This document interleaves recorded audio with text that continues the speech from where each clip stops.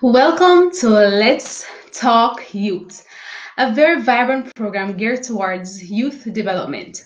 We are aired every second and fourth Tuesday of each month here at Let's Talk Youth. I am your co host, Rochelle Thompson, and today we have with us two very special guests. We have Miss Shanae Parker, who is a fourth year social work student who is very passionate. She uses her talents, her gifts to serve God, and she has used also her experience to motivate and uplift others. Her desire is to one day become a family social worker. Our next guest is Mrs. Popson Francis. She is an entrepreneur, an educator, author of the book Nicks and Knacks for Living Motivation All Year Round. She is also the founder of Women Healing Together. She has also an online talk show called Talk Your Truth, also on YouTube via Women Healing Together. She also supports women who have experienced childhood sexual abuse and are ready to move on. She also offers online courses for women who has that challenge. Welcome, ladies. How are you doing this afternoon? Thank you for having me. I am doing great and I'm really excited to be on this program this evening. Awesome. I concur with Shanae. Thank you so much for inviting me. It's an absolute pleasure. I just want to commend you and your husband for the awesome job that you're doing. So thanks again. Awesome. Welcome again. So today we'll be delving into a very interesting topic, a topic that many persons probably shy away from.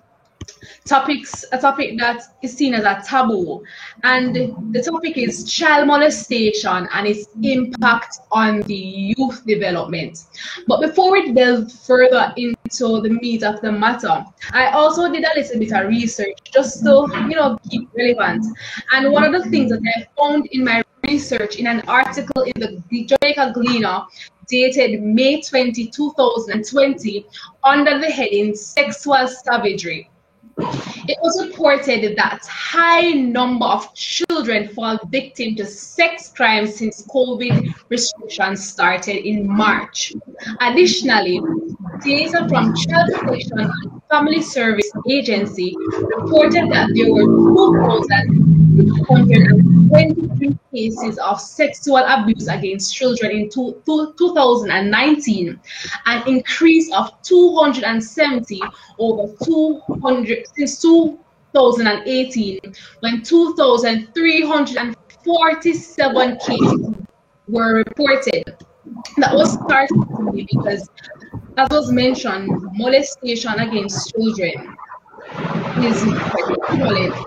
And considering also that doesn't count those who weren't reported. And it's also estimated that at least 50% of women or children under the age of 16 have gone through this, right? So I want to hear from you. But first, I want you to define what child molestation is and what are some of the signs of child molestation.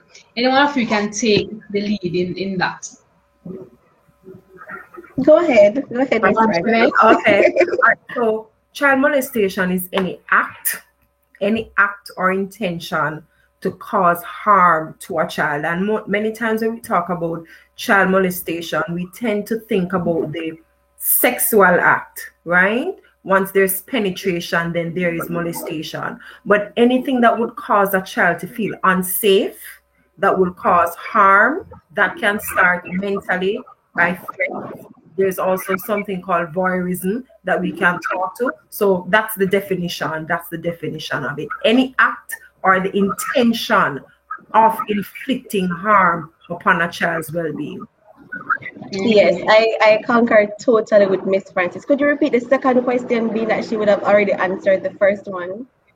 All right, the second, what are some of the signs that are indicators that a child might be going through or experiencing or have experienced molestation?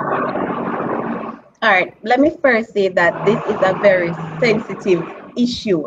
And no doubt, as the report says, there are a lot of children who are faced with this, even adults who have experienced it as well. So I can speak from my experience. You know, there are some general signs and stuff like that. But what I went through, firstly, when it happened, I had difficulty in speaking. I stopped putting the bed really, really late. Like when I was in grade 6 thereabout, I had really great anger issues. Also, I was very slow in school. I was really, really slow. And I would say that, yeah, those are the signs. The signs were there. And sometimes they are very obvious as well. And I was very silent. Like I wouldn't communicate much. You know, I would just live in my world and be by myself. So those are the signs that I faced growing up. And addition, go ahead, Mrs. Francis. Yes, I remember at one point I was speaking. I attended this program, and the Dr. Beverly Sedlacek, who is a mental health professional out of Andrews University, and the host asked her this very same question: what are some of the signs, right, that somebody can pinpoint, just as though you know an apple is an apple? How can you look at someone and know that he or she or a child has been abused? And really and truly, what she responded, it is eye-opening, because I too was stuck in the frame of mind to think once you see A, B, C, and D, then that child is a victim of molestation, which is not the case, because it varies. You may have a child who lashes out, or like Shanae, you may have a child that went completely quiet, like I did, right? Very talkative, very vocal, and then I became very quiet until I metamorphosized into being expressive again.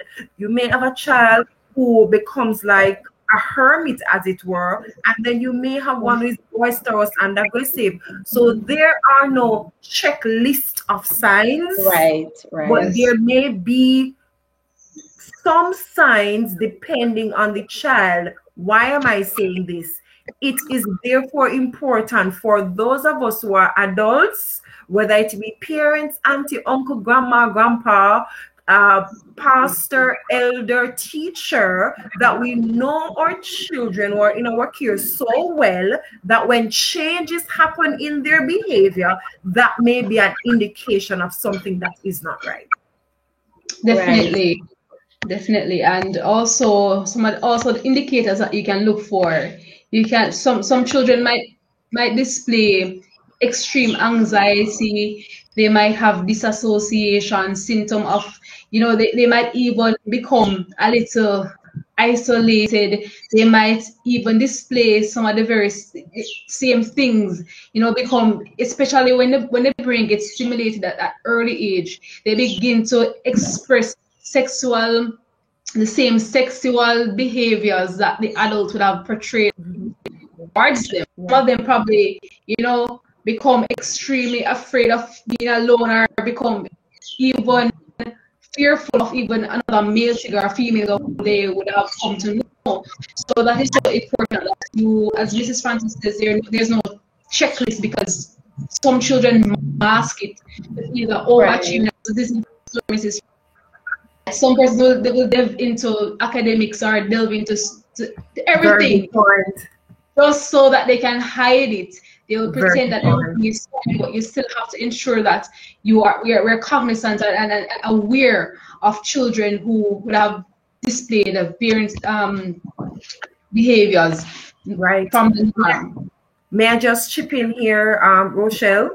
That's a very good point, because many times, Shanae, you can agree with me. When persons talk about signs, we tend to want to veer to the negative. You're aggressive, you're anxious, Right. well in school. But there are others of us, like Rochelle said, we plunge into things that are positive. You may have positive coping mechanisms. You may have negative coping mechanisms. There are some of us who joined every club in school just so that we were not in the environment at home, right? So we spent 12 hours outside of our homes or more. And then there are some of us who did so well academically because that was our safe place. Yes. Yeah. Yes. So true. So true. Yes. I want to also, just to pause, I just want to, those who are watching, you can send your questions and just be active in the chat so we can know that you're there and we can have our able panelists, our guests to just answer some of those questions. Now, I want to go into another question about the psychological implications as they transition into childhood. So now you have this child that is fragile, that child who, it should have been sheltered, or should have been protected, but no, it's transitioning from that stage. What are some of the things that can affect them psychologically as they seek to transition into that phase? Okay, all right. So let me just, all right. So basically, this is very unique to the individual, but they're very obvious signs, right? They could be positive and negative. But I would say that the biggest one, I would want to speak more so from experience, because you can speak, but basically I have been through it, and I'm not saying that my experience will just nullify other person's experiences as well. But I've been through it, so I could just speak from that perspective. I would say that the biggest one was like self-esteem. Like it was a big one, and like insecurities, like it's like for me, I was searching for the things that I lack. I would be searching for love in different ways and in different individuals. So basically it affected my self-esteem severely. I didn't think I was pretty enough.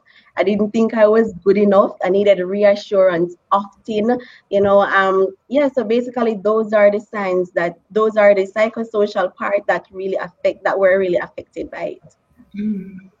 Yeah. Okay. Yeah, can I chime in here? Yes, go ahead. Because, it's Shanae, you are studying to be a social worker, correct? But trust me, when it comes on to the studies, you are more of an expert than I am, right? Because I'm not a mental health expert. Like you, I've had the experience of child sexual abuse. I have lived it, right? And then because I have done so much study and so much work in this area, because obviously it's a passion for me, and I would have gotten perspective from various mental health professionals, psychologists, brain expert, mind experts, you name it. They have been on my show. And some of the things that I have discovered, having had dialogues with dozens of them, and from my experience and my reading, I want to point to at least 3 of those psychological implications. The first is the overthinking. The overthinking of that child. Not always, but very constantly agitated, always overthinking that somebody is going to do me something, somebody is going to cause me pain. And as Shanae, she hinted to that, overthinking about your choices. Am I bad? Am I good? What did I do wrong? How did I cause it? So you do have that overthinking continuing from childhood. And a child may not even know that it's overthinking. But as he or she gets older, he or she is able to label what he or she is experiencing. The next is the negative, that negative inside voice that stains, as it were, your psychological processes. That negative inside voice that says to you, you are not good enough. That negative inside voice that says nobody can be trusted. That negative inside voice that says I will never be happy. So that's the second. And then the final is being in that survival and defensive mode. It's always there. You protect yourself against everybody, even sometimes against your own self. wondering if you can be trusted, because the question is asked, what if I didn't wear this? What if I had said something earlier? Why didn't I know? So there's always this defense, this psychological processing of just wanting to protect yourself from everybody. So those are the three. Of course, there are more, but those are the three really that stood out to me. And as I work with women, I'm realizing that that is what's happening. Just a few weeks ago, one of the ladies that I work with in Asia, she said to me, she calls me sister, right? She's Muslim, and we have a really good relationship. And she says, sister, I can't stop the overthinking. Do you overthink? What do I do? And people see some co-workers on edge, and they're wondering, why is she always thinking? She's always overthinking. You don't know what's causing. It's not that the person is just miserable and wants to make trouble, but there may be underlying factors. Right. Just to add to what you're saying.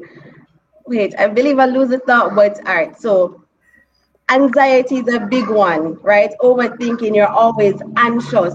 And also the thing that persons tend to do is to blame themselves. They are saying that if I did not do it, probably I put myself in this position. And there is also another one that, you know, because in the process, like, I'm talking about penetration now, right? So because they would have, like, we're sexual beings, right? So sometimes when these acts are committed to us, sometimes the hormones kicks in, and we might feel as if we're enjoying it. So that's why some persons might feel like they did it to themselves, or they're the result of it, because they might enjoy it to a certain level. But I just want to say that it's okay. It's natural. It's natural to feel that way when you're being penetrated, because God created us that way. So I just want to encourage persons who are in this situation. It's a very serious thing, and it can affect us severely. It can cause for us to have negative thinking, you know, for us to want to commit suicide. Like, that was also a big one for me. Like I didn't have I would say I didn't have the capacity to deal with problems, you know. I don't know. I just felt like life would be better without me. Like, it would just be okay if I did not exist, because there must be a reason for this to be happening. So basically, one of the biggest one is suicidal ideation. You might think negative thoughts. But I want to encourage somebody. I know that we don't reach there as yet, but I just want to say that there are different ways that we can use to counteract these negative feelings. So when we get there, you will hear more from me. Indeed. So we have a question here from Stacey and Martin. I like that. Well, I like that people on the panel are speaking from experience. Exactly, because one of the things, and as Mrs. Francis, I was listening to your interview with Miss T, and I think it was T, and you were saying that sometimes persons probably who are victims or who have gone through the experience probably don't feel comfortable talking to somebody who has never gone through it. So when persons know that they're talking based off a experience versus something that, you know, they would not have gone through, it gives the person more to be more comfortable talking about these things. So another thing that I have come to understand is that persons who would have gone through this experience in their adulthood might go through we call it re-victimization, where they become engaged in a relationship that they are either abused likewise, or sometimes they themselves become the perpetrator. So it is very important that, you know, help is sought, and don't feel alone when you have gone through this experience, because help is there. But we're not at that stage yet, and we'll hear about these things. So the next question I want to jump at, how, you know, that God, as believers here on this platform, and, you know, we believe that relationship with God and spirituality helps sometimes, but for some it might not be so. So my question to you is, how can this affect the youth's spirituality, whether good or bad? Yeah. May I just, before I respond to that, may I just tag onto something that Shani said? I think it was most critical. Yes. Whether it be penetration by whatever form, the body will respond, right?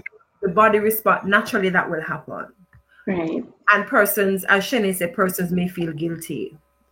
And I want to join her in saying, if that has happened to you, it is not something that is an indication that you have given consent. Yes. It is not even an indication that it is enjoyable, because any form of abuse, any form at all, it begins psychologically. That's the root of it. When you see domestic violence, when you see child molestation, when you see emotional and verbal abuse, the root, those are just the branches of the root. The perpetrator would have started to work on that child's psychology from before, whether it be through threat, whether it be through grooming, right? So that is something that is important. So there may be someone there now who is listening, and he or she's saying, but I'm a part of it. I don't have a problem. It's okay. It's my cousin. It's my whomever, right? That person, I would love for you to understand that person would have taken advantage of you psychologically. And that's what the root of the problem is. Just Right. Exactly. That's it. Yes. Thank you so much for that. Just to chime in a bit now, what Stacia said, that she liked that we're speaking from experience. The thing is, I've watched several presentations on this molestation and things like that. But the thing is, it's like I'm not within their space. It's like they're just speaking on the surface. But I was there in the audience saying that it happened to me. How can I get the help? What have you been through? What is your story that will uplift me through this? So I want to say that I want to enter your personal space, because whatever happened to you, it has happened to several young ladies. And several young ladies, they are crying out in different forms. Some of them, they are promiscuous. Some of them, even as you mentioned about, they become molesters themselves. Oh, seeing that we lost Shani there. Hopefully she comes back on shortly, because there's a question for her. But I know Mrs. Francis too has experience and could shed some light on that question as well. Okay. I don't know what happened, but just one thing. I was like on Instagram, and I was hearing a song saying that hang molesters or something of that sort. We need to understand that these individuals actually need help as well. Yes, indeed. Thank you for those comments. So before we go on, yes, before we go on to the next question, just give us a sentence. Somebody asked this question. Question to Shanae: what advice would you give to an adult that was molested as a child and is still struggling with the implementation from the incident? That's implication. Implication, yes. All right. So basically, what has happened to me is basically because I have a strong relationship with God. It's like nobody else understands what I'm going through. I don't think you understand. It's like it's an emotional issue. So it's like the only individual that could have understood me and whatever I was going through is God. And I'm not saying that you're supposed to be a Christian and whatever. I'm not pushing my religion onto you. But I'm saying that the best person can help you is Jesus Christ. Because in the scripture, it speaks about we're a holy nation. God made us in his image. So basically, when you have a relationship with God, you're better able to understand why certain things happen to you, and you're better able to get the help. One more thing to say is that seek counseling. Like when I was at NCU. You're going into this other question. We'll get there. So we'll speak to them more into that question, Miss Martin, as we go on. So to seek to get some work as to how one spiritual aspect is affected, whether the negative or the positive side. So just give us a little. A little summary of that. Okay. All right. So Look here, let me tell you something. That is a whole can of worms opening, because guess what? As Christians, and I can speak being a Seventh-day Adventist, many Christians believe that when bad things happen to you, you shouldn't get angry. You shouldn't question God. You shouldn't express your feelings. They believe that you just fast and pray, read your Bible, move on. But that is not how it goes. That's right. And I'm not going to sermonize. I'm going to keep it real. Yes. When you're in a position when you realize that the person or persons whom should have been your protector have violated you, and then you think about this being who is supposed to be omnipotent, who can just bat an eye and prevented all of this, you get angry. And for many years, I was angry with God. And to make it worse, God is pictured predominantly in the Bible as a patriarchal figure. And when you are violated by a man, God as a man, the association does not make it easy, because you don't trust men, and then you're viewing God as a man. I can't trust you either. One, I can't trust you because you never protected me. Right. I can't trust you because how did you sit on your big throne and cause this to happen? And the truth of the matter is, Rochelle, it does not make sense. Yes. And it cannot be explained. But it does affect your relationship. That's one way. The next way is that some persons, as Shanae said, you lean into God. He becomes your only option. He becomes the only person you think who can understand what you're going through. And you feel as if he's the only person you can be vulnerable with. And the only person, quite frankly, who will accept you. Because you feel broken and you feel broken. You feel you're a sex object. So people run into God for that reason. And I've been at both sides of the pendulum. Yes. And as studies also shows that persons, as Mrs. Francis says, some persons lean away or lean to God because they see everybody else as not being trustworthy. Right. And that is the shelter that they can seek to be covered by. So it's just to understand, how this should have left a mark on our trauma on the person who would have been a victim or been a perpetrator of child molestation. Before Shanae goes ahead, there's a question here. At what point would an adult who have been sexually molested as a child know that it is time for them to seek help? I want to throw it on Mrs. Francis, because I know she has a talk show. You can check it out. Talk Truth on Women Healing Together. She has a whole video. She has videos, interviews with persons who have gone through similar situations, who are experts in the field as to how to deal with this as because the fact and the matter remains, is that the effect of the childhood experience does not leave, or is not left there in the childhood.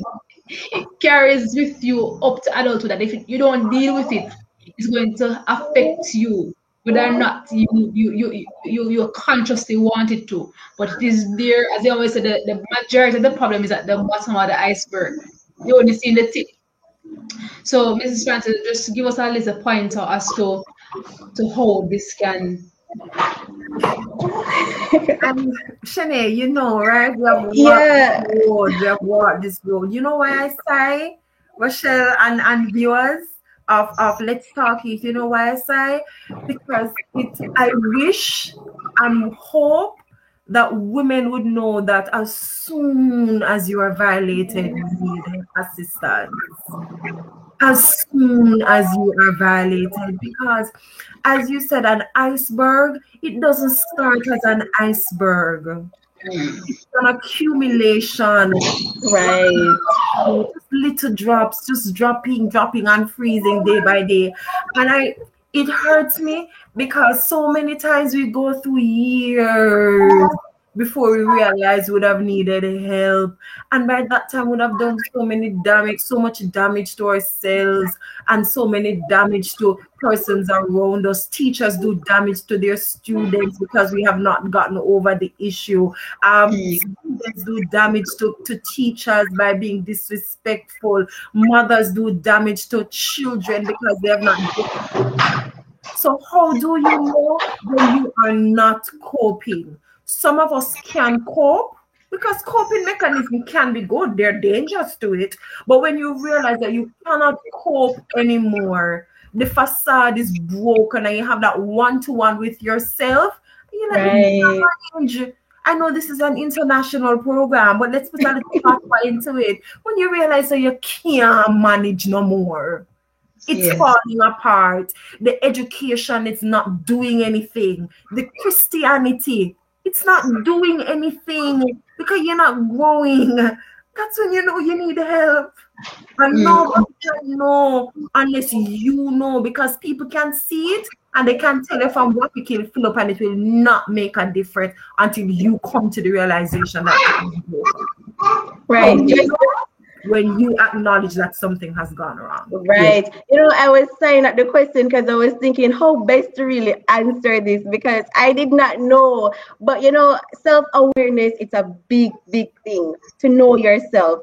And basically, I don't know, but for me, it's like God has been leading me in that direction to get help. I don't know. It's like you will know when you're supposed to get help. You know, basically, I was starting NCU and I just have this inclination to want to help individuals. I don't know where it stemmed from, but I just knew that I wanted to make a difference in someone's life. And then I was at NCU, then I was exposed to counseling, and then things started to develop from there. So you don't really know, and if you're watching this right now, know that we're talking about it and you realize that there are some things that are off with you, you really need help. Go seek it immediately. Yes, indeed. Thank you so much, ladies. We have another question here. It says, how do I encourage someone that is being molested that might confide in me to go to the authorities or seek counseling? The person believes that going to the authorities might destroy the marriage and the family. Let me put in my 2 cents here. And as was mentioned before, majority of the cases that even the ones that we know now, they're not even, I don't believe that there's even half of the real figure, because many of them are not reported because one, they're in the family. It's sometimes the stepfather, the stepmother, whoever it is, sometimes some parents, and I'm glad some parents like Mrs. Francis' mother are able to, really stand up, while others, would have put a sugar coat over the situation and a hush hush to say, this is my husband and how you're a liar and all these things. So it is very important that, as Mrs. Francis says, that as soon as the incident has occurred, you recognize that it has occurred. Don't wait until 10, 15 years for you to deal with it, because by then a lot of things would have been at stake. A lot of things would have been done mentally, physically, that would have inhibited you from you moving forward to do that, which would have allowed you to be wholesome in your relationship with others and even with yourself. So tell me, ladies, what would you encourage this person to do at this point? Because you are the expert in this. Okay, I must say that I'm not really an expert as yet. I'm still a student, but I will try to answer that. Over the years, sexual abuse, molestation, it's a very common issue within Jamaica. You know what has been impacting the family? Secrecy. Like, they feel like because of it's a relative, they don't want to shame the family or don't want other persons to know, while the children, they suffer in silence. So basically, I would say report it. Like report it, because the side effects, they are severe, and it's a long-term issue, and seeing the individual every day, that will cause so many trigger for that individual. So you're not really doing any good to the individual having the person right there in their environment. So I would say that report it. It's very sensitive, I know, but report it. And just in case the person wants to know who they reported to, do you have any organization in Jamaica? I know Mrs. Francis is in Canada at this time. So what are somebody, just in case there's somebody from Canada or somebody who will later watch this video and come across, what are some of the places, but just to touch a few, because we have a question in for later down for that goes deeper. But just at least give me one place that they think they can go to seek to report this incident. The police. Right, I was thinking the same. 119. The police. I just want to weigh in on that question, and I'm thinking about it from two different approaches. The first, children. Once you suspect, notice the word I used. I didn't say once you have investigated and proven. I didn't say that. Once you suspect that a child is in danger, it should be reported. It is your duty. And if you don't, and the authorities find out that you had just an inkling that something was wrong, you can be incriminated. So that's one. The next perspective is this.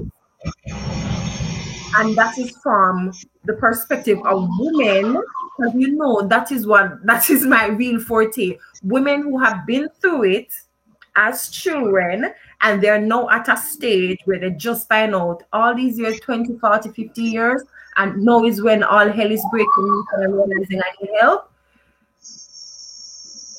She's now a child, or she's now an adult, or he's now an adult.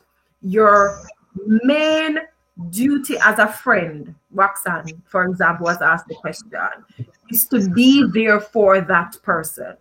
Yes. It's not to be investigator. It's not to be a village lawyer, right? The person needs your support. It's not to be an interrogator and to find out when it happened, why it happened. Just to be the support for the person in the very best way possible. So there are two approaches, right? For the child, don't ask any question. The child is at risk. And then for the adult, you want to be a support. How can I support you?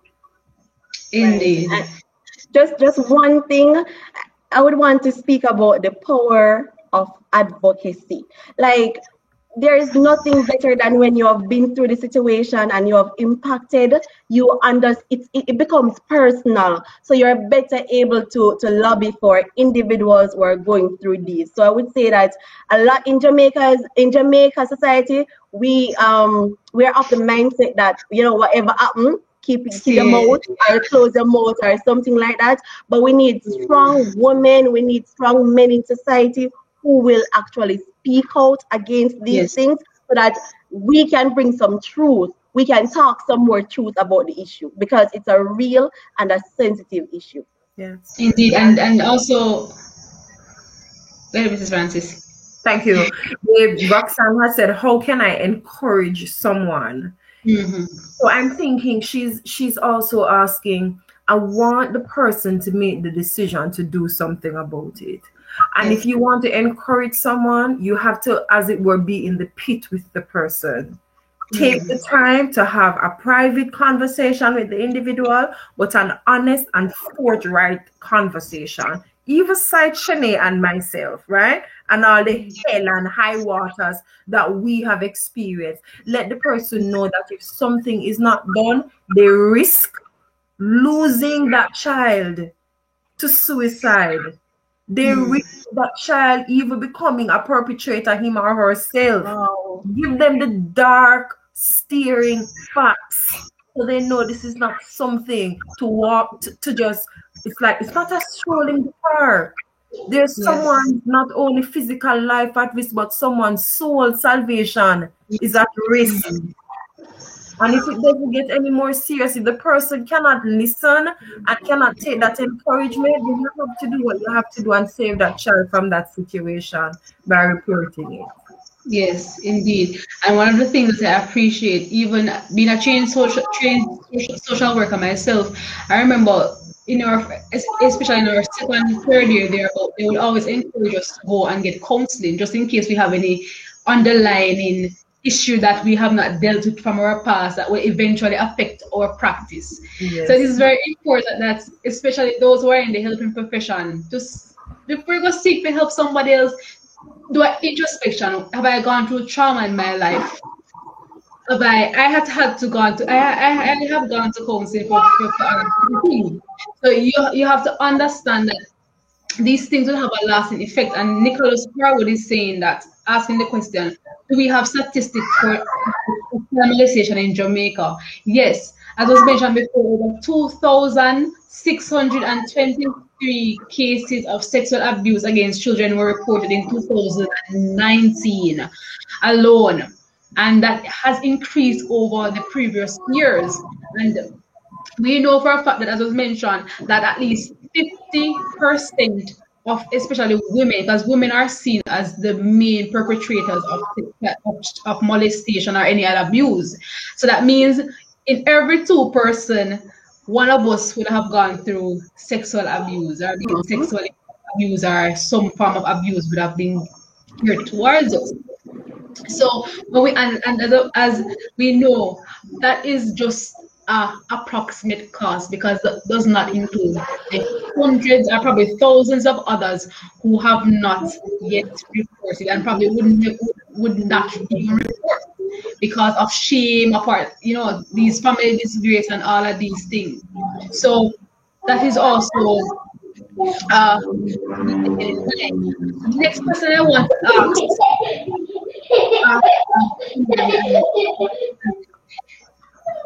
For persons who going to marriage, most persons look forward to marriage, and they have this demand face molested and all of these things, and now they're seeking to go into a relationship, a long-term relationship, marriage. What are some of the problems that they are?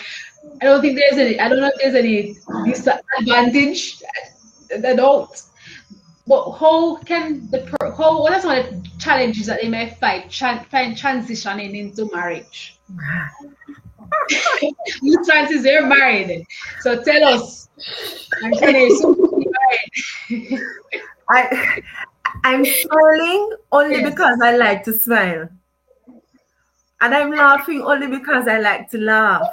What is a serious thing? Look here, child molestation. It robs you of your soul.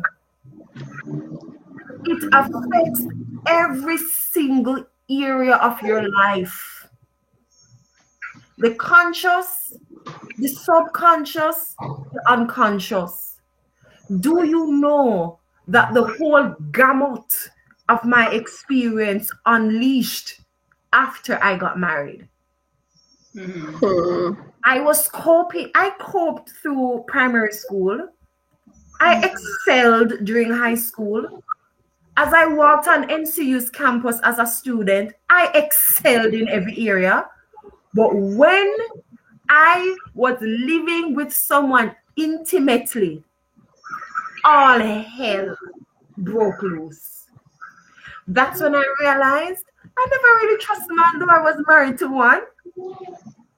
That's when I realized that the instances of abuse that I had locked in my mind, and if you listen to my talk show and I share my story, I've had multiple experiences of childhood sexual abuse, but there's one particular one, right, that was included penetration, and this may be a trigger for some people, so I have to put that out there, that I locked. You know when it was unleashed? After I got married. And my husband and I initiated sexual intercourse. All hell break loose. It affects you. It looks different for different people, of course, right? But here are some ways that it can affect you. You love the man or the woman. If we're talking about heterosexual relationships here. You love the man, but you really don't trust the man. Not because the man is a bad man. Not because the man has a no. But no, this is a man that you're going to be intimate with, just as though somebody which wasn't intimate but violated you sexually, right? You're thinking about bearing children and you're wondering, can I trust my spouse? Will my spouse violate my child? You have got no indication about that from your spouse, right? But all of that overthinking and that negative thinking, it affects sexual relations. Hello, this is how you, what? This is how you, a serious thing.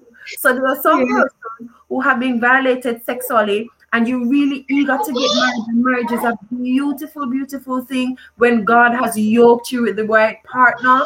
But if you have not dealt with you, what you're really doing is carrying all of that into the marriage. You're going to hurt yourself and you're going to hurt your spouse. Right. For intercourse, it's not going to be as pleasant as you want it to be.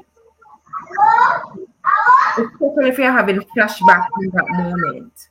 You're not going to be the best wife or husband that you want to be. So it's going to affect communication. It's going to affect intimacy. It's going to affect every single thing in the marriage. Oh, God, help us.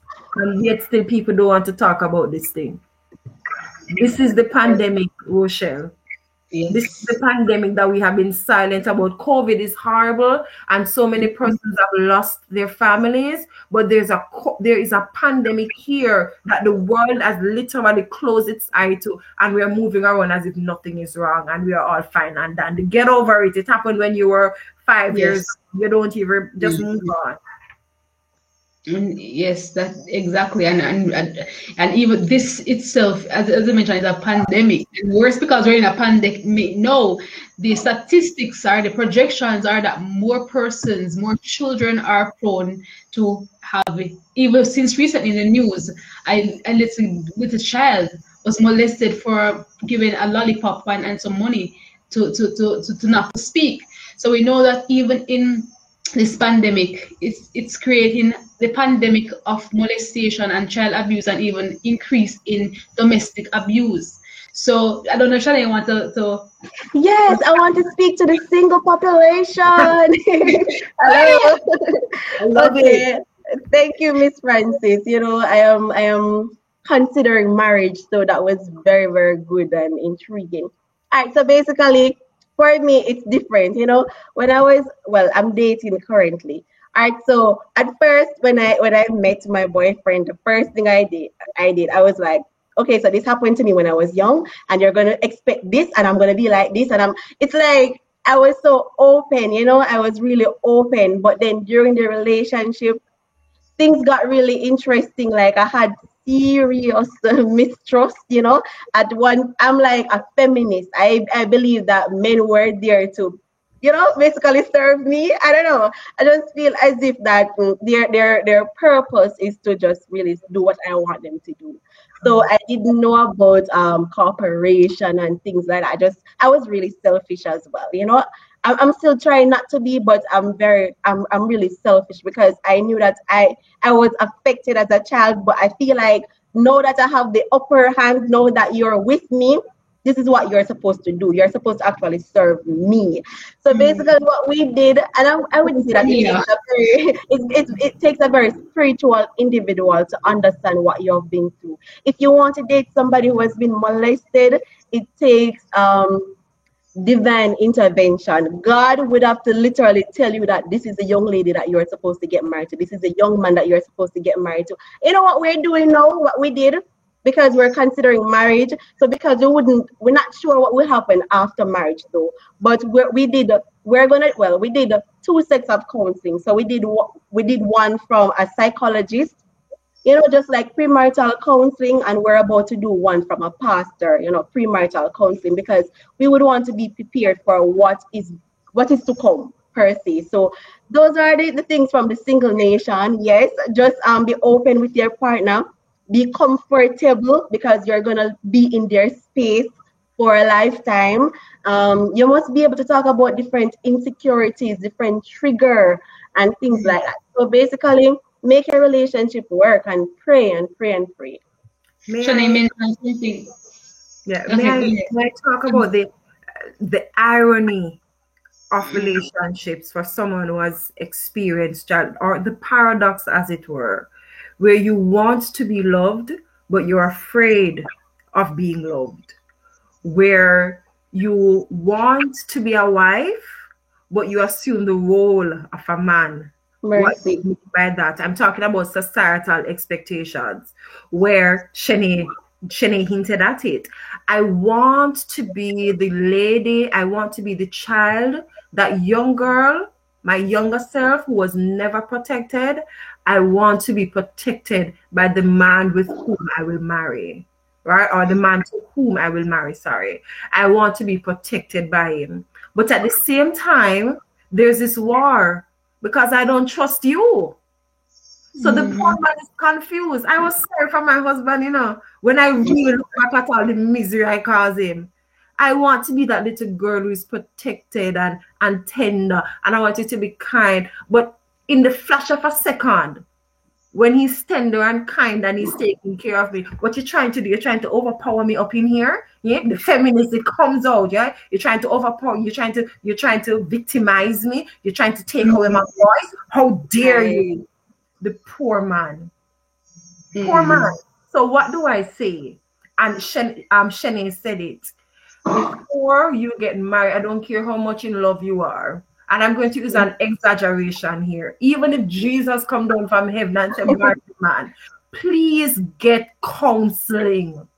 Ladies, I'm not going to say we're supposed to wear on our sleeves that, oh, I was molested, oh, I was raped. That's not what I'm saying. But if you are going to be joined with someone, that person deserves to know, not the nitty-gritty of the situation, of course. And if he's any human being, he will not want to know, right, the nitty-gritty of the situation, but at least the common courtesy. I have experienced sexual trauma, so that the counselor can be directed as to how to counsel you. So Shanae, big up yourself, you and your fiance. For just not as yet, but right, That's good though. That's really good. Indeed. So, thank you. So as says previously, that indeed that molestation will increase, especially in this pandemic. Everybody's at home now. And the question says that, do you recommend premarital counseling from a counselor or a pastor? Well, having been married, I went to both. I went through both. So, and Shanae, Mrs. Francis, what do you say on this? I know he hinted at it previously, that right. You know, the person might have to seek a psychologist, even some persons a psychiatrist, a trained counselor, and a pastor. It's good to get from both, because one, you have a good balance there. Right. One is focusing on the spiritual implication, and the other one is focusing on whether experience or, you know, just by the studies and the experiences of others. Yes, I would say that yes, both, because as Miss Francis said earlier, that it's like your soul is ruined as well. So you're affected holistically, you know, mentally, emotionally, spiritually as well. So it's best to get counseling from both. And also, I would say that they not just the person who the abusee, the abusee, they are supposed to get counseling as well as their fiance or, you know, their husband. Both of them are supposed to get counseling, because I don't know, but for me, my relationship is really different from everybody else's relationship. Like it requires something different from the male. You know, they have to be more. It depends on the person though. But it requires a lot from the male as well. And I don't want to leave them out of it because they're affected as well. Imagine I don't know, men have this thing about their woman. It's like nobody's not supposed to hurt them or something like that. So they're affected as well mentally. So I think that both of them should get both type of counseling together. Yeah. I remember My husband and I basically grew up together. I met him 2 weeks before my 14th birthday, and we became friends. And I remember I was about 15, 16, or 16 going 17 when we started dating. And I picture that evening right now on the road. We were walking home from church, and I shared with my husband my experience, or the experience, and he cried. He cried because guess what? As Shanae said, they are affected. To know that someone violated your queen or your to-be queen, they are affected. Yeah? And they will need the strength. It takes a very strong, godly man to be married to a woman who has been abused in any way, shape, or form. It also takes a strong, godly woman to be married to a man who has been abused, because God will need to use you to help that person to heal. So if you know you're going to enter a relationship where the person is not sympathetic and the person is not understanding and the person is going to curse you and tell you about how you're damaged and who did this and who did that, then you know you're not supposed to be in that relationship with that person.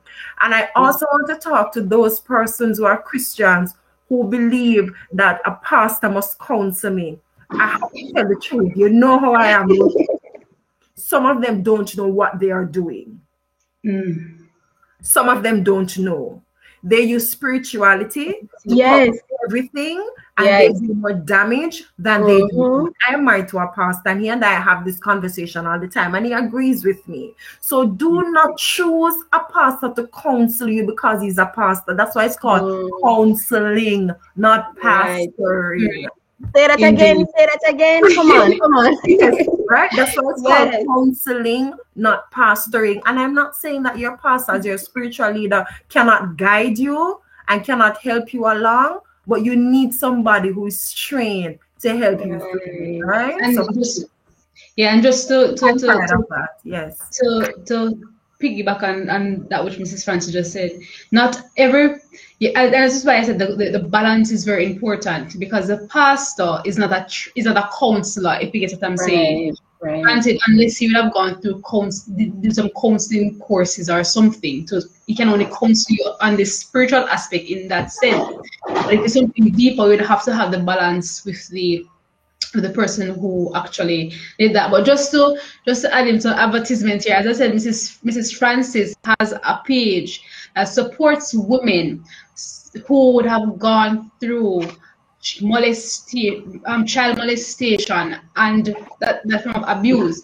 You can go to her YouTube page, Talk Truth, Women Healing Together, and she also offers courses for persons who would have gone through this experience and want to know, come out of the shell, come out of their experience and just heal from it. And one of the things that I've come to learn and appreciate is that sometimes not everybody will tell their story, will come on this platform to tell that they were abused. Some persons will just, and I applaud you ladies, really, really it's enough to be able to come up. And I know it didn't come overnight. For some persons, they'd have to be, muster up all those courage and really come to the realization and truly understand, that they can come and share it. Some persons, I said before, they're healed, but they probably will never come publicly and say that I have been molested. And I applaud you ladies who are coming, just being brave enough to share your story, because persons want to know that they are not alone. Persons who would have been suffering in silence. And I don't know if persons who are on this live would have gone through it. They would have known persons who would have gone through molestation, and it is affecting them severely. But there is help that is there available. And that just leads us to our final question. For persons who want to overcome, they have listened to this presentation, they have listened to this conversation and wants to know, how can I move on from this hurt? How can I get help from this hurt? How can I identify, as Miss somebody asking, how can I deal with the triggers? I want to hear from you. You would have gone through it. You'd have healed from it, or healing from it, because it's a process. Mm-hmm. So how would you tackle or encourage somebody here this evening? Okay, just to, I'm gonna be real. There is no move on, like I can't move on from it, you know. There is no okay, I am healed. No, because you well, every little thing. Well, okay. I'm trying to answer this question. All right, so it's an emotional situation as well, right? So you will never get over it, but you will eventually learn how to get through it. And there are times that you will get triggered. It could be so many things. The rain could fall, so many things would happen and you're triggered by it. But I'm saying that it's important for you to have a strong support. It's important for you to have whatever you get your support from, family members, friends, and sometimes you're always gonna be needing to tap into your counselor now and then to check up on how you're doing. And basically, that's a very tough question for me because I don't think I am through it. I don't think I am healed, but I'm just learning how to cope with it. And one important thing I want to say is find your purpose. Sometimes persons have been through situations and it's because I've been through it. I have this zeal, I have this inclination to just want to help individuals. So when I'm helping or sharing my story, that's the healing that I get from the situation. So find something that you love doing. Find your passion in something. And when you're doing it, trust me, it will bring a sense of purpose and fulfillment, and it will assist you greatly. Okay. I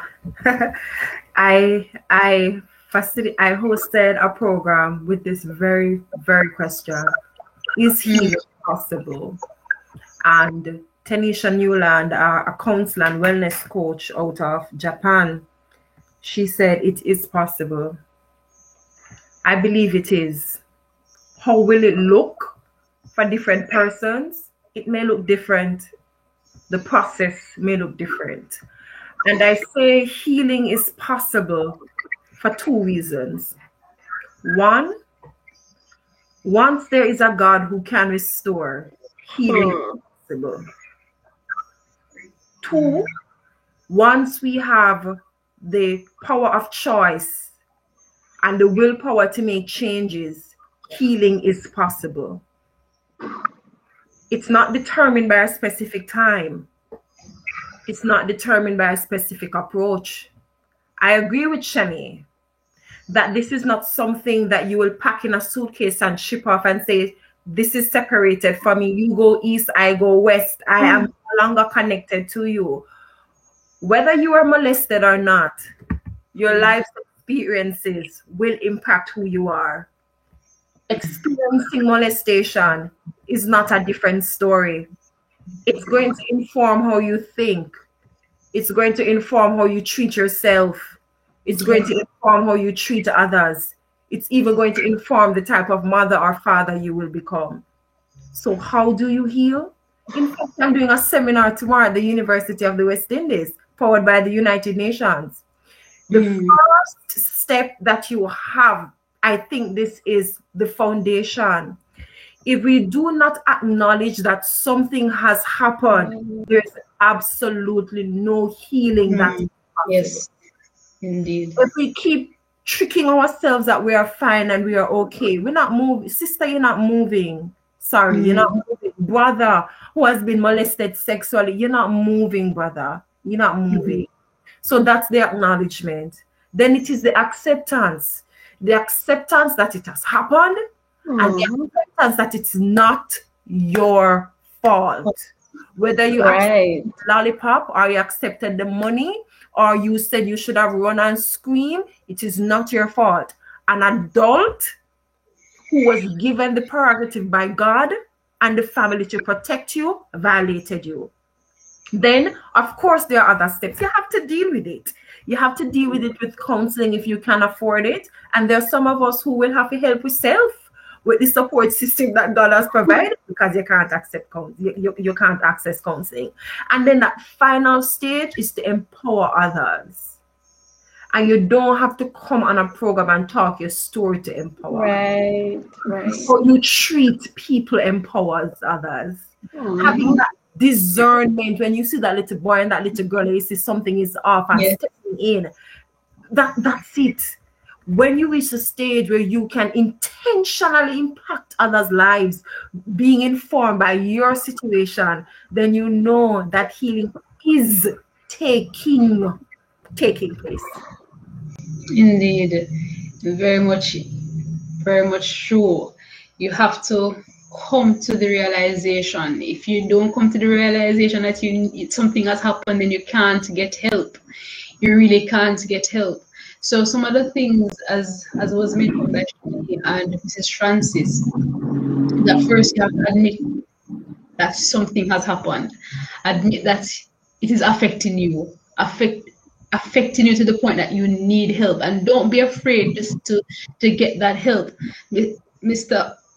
Phillips here, who really appreciate the panelists and be able to share your story, because as I said before, not everyone is able to share their story. And for you who are believers in God, you know that God would have, your relationship with God would have helped you to overcome, to help you to constantly overcome this experience that you have had. And one of the things that I want to leave with us this evening is just because, as I mentioned, the mission of this program is to be able to be open with the reality that don't say talk truth in Russia. Don't say talk truth. I will not steal your, the thing, but we want to be able to be open and unashamed that some of the things that, especially from a church perspective, that we sometimes see as taboo, and molestation is one. For persons who are, whether you're pastor, deacon, or leaders in the church, we should not use spirituality to cover the reality. Because the fact exists that sometimes persons come to church, they put on a nice dress, they put on a nice clothes, and they suit and come, but deep down inside they're struggling with things that we are paying a blind eye to. So we must be able to see, when we ask God for discernment of spirit. So when we see somebody out there and we realize that even before they utter a word, we can pick up certain things and go to them out of love, not out of judgment. Because sometimes as a church body, we believe that because you're a Christian, you're not supposed to go through this. You're not supposed to go and pray about it, go and fast about it. And while these things are important, it does not tackle the issue, because most persons internalize things. And most persons will not outwardly say it, but deep down inside they struggle with it. And it is seen through their behavior, the way they dress, or even the way they interact with others. So we must be able to be sensitive to other people's feelings. We have to be. And as we close off, I want to just hear the final encouragement from each panelist. And as I said before, for persons who are listening on this program today, you can visit Talk Truth, Women Healing Together. A whole set of episode is there gearing towards how you can heal from this situation. There are other resources that you can self-help groups, counseling, support system, being able to talk about it. Because until you talk about it, it's like giving author. It's like, and when you talk about something that has affected you, it does something. It really does something than to have it in your mind. And for persons who even, I think there's a question that says, for a person who probably is pregnant, a woman that is pregnant, if it affects the child, affects the fetus, and it does, if all of the stress hormone, the cortisol, I hope I pronounce that word properly. Cortisol, yes. It's being released into the body and it's not under control. It affects the fetus, and that baby is born. that baby is born with predisposition to being over either anxious or things like that will be passed on to that child. So let us hear a summary. Just give me a line, a sentence of what you want to say to those who would have joined us here today. Okay, I want to say that you saw the topic and you have decided to be with us for a particular reason. And I'm saying that that's good.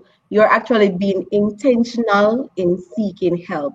And I just want to leave the scripture with you. 2 Corinthians 5 verse 17.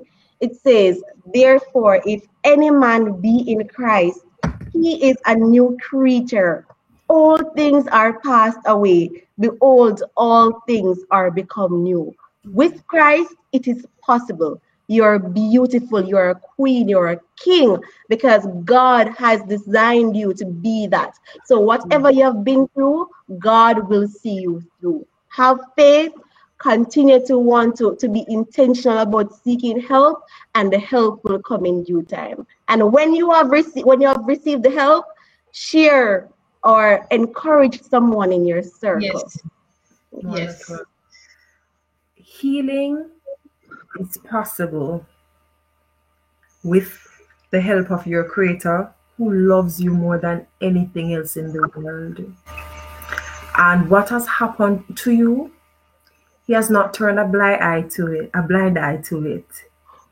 The perpetrator will reap the rewards, because God protects and is very jealous over His children. You are not alone. You are not alone. And I also want to leave a scripture with you, Isaiah 54 verse 4. Oh, I love it so much. It says, fear not. You will no longer live in shame. Don't be afraid. There is no more disgrace for you. You will no longer remember the shame of your youth and the sorrows of widowhood. Amen. Thank you so much. Thank you so much, ladies, for sharing with us this evening on Let's Talk Youth. And as we focused on molestation and its impact on youth development, we were truly enlightened. So until the second Tuesday in next month is what? March. We'll see you here again on Let's Talk Youth. I'm your host, Rochelle Thompson, and we had Shanae Parker and Mrs. Francis. Say goodbye, guys. Bye, ladies. Bye. All right, thank you guys for joining us.